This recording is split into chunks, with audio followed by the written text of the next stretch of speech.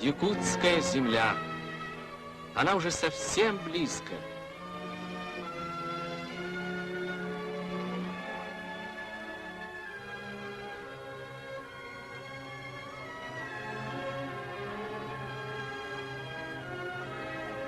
Повесть об этой земле, словно написанная на кинопленке, расскажет о том, как живет и трудится в наши дни советская социалистическая Якутия, одна из 15 автономных республик, составляющих Великое Содружество, Великую Федерацию народов России.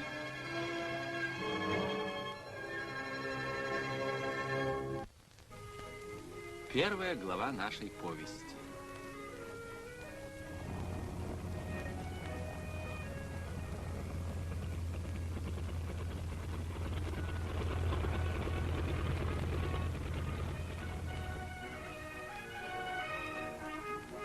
Страна вечной мерзлоты встречает по-южному жарким солнцем. И как-то не верится, что это и есть Якутск, город, который лежит за 62-й параллелью, в зоне вечной мерзлоты.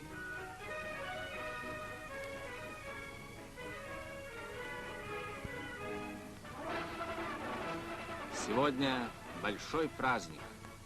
40 лет советской власти в Якутии. Великий Октябрь пришел сюда в пору жаркого лета в июле 1918 года. Советская власть, ленинская национальная политика коммунистической партии открыла и для якутского народа дорогу к счастью.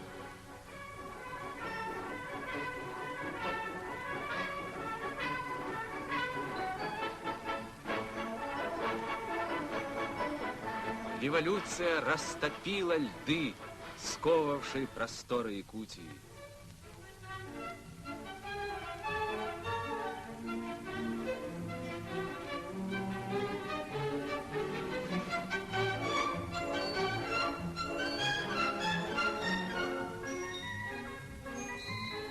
Теперь даже как будто теплее стало в этих местах. Но чем не Сочи?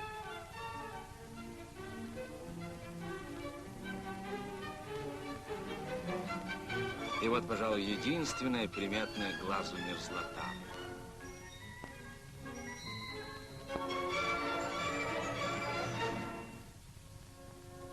Но не будем спешить. Спустимся вместе с инженером Института мерзлотоведения Академии наук Лукиным под землю. Мы в зоне вечной мерзлоты. Здесь лед не тает много тысячелетий. Температура минус 3,5 градуса. И так было всегда. Дни, годы, века. Доктор географических наук Граве поставил перед собой задачу сделать вечную мерзлоту союзником человека.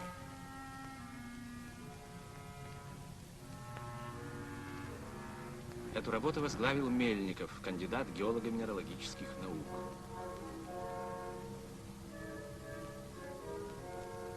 И вот вечный лед уже растапливает с помощью паровых игл.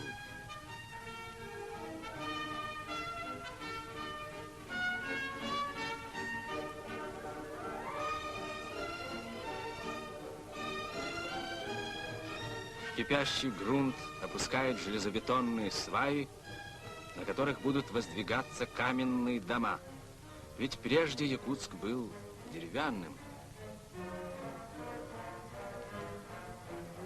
Когда вода снова замерзнет, она навсегда закует эти сваи в ледяную броню. Так в зоне вечной мерзлоты вырастают целые кварталы новых каменных зданий. А люди уже мечтают о подземных улицах, где даже при самых сильных якутских морозах все равно будет только минус 3,5 градуса. И о подземных спортивных катках в дни жаркого якутского лета.